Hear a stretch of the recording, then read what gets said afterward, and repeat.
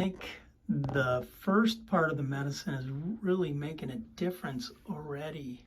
Let's see, your eye closed. I think it's making a big difference right off the bat, and you hadn't even had all the medicine yet.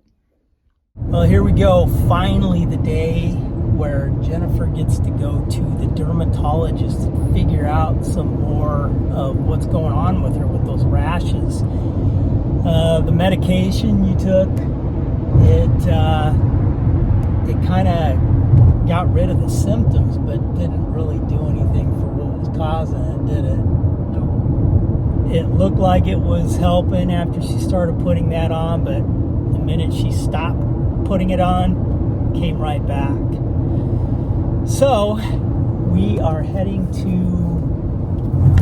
her dermatologist appointment this morning to see what they're going to say, what they can come up with. We've been praying about it, and it's a functional dermatologist, so they're not about just medicating things. They want to find out where it's coming from.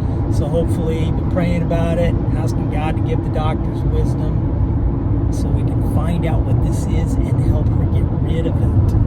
She has gone to her primary care physician, and he ordered a bunch of blood work, and it actually came back positive for autoimmune disease. So we do know that she's dealing with that.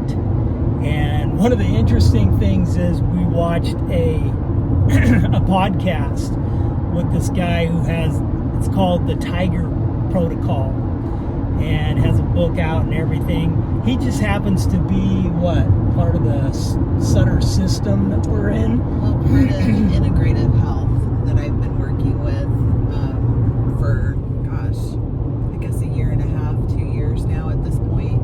And so we went ahead and got his book, so I'll go ahead and read that. He's got a lot of diet suggestions. I mean, he's got tons of suggestions at any rate. But I'm also going to be able to be signed up he does group sessions, and so I'm looking forward to being set up with that too. So he's in the Sacramento area actually too. 23 onto Folsom Boulevard. Siri finish there, and so he's near where we are. So we're kind of feeling like God has kind of put this together. The podcast was like 2.5 hours, so we learned a lot about him, and he just happens to be out here, so she's going to be hooked up with that too. See if we can find out more there.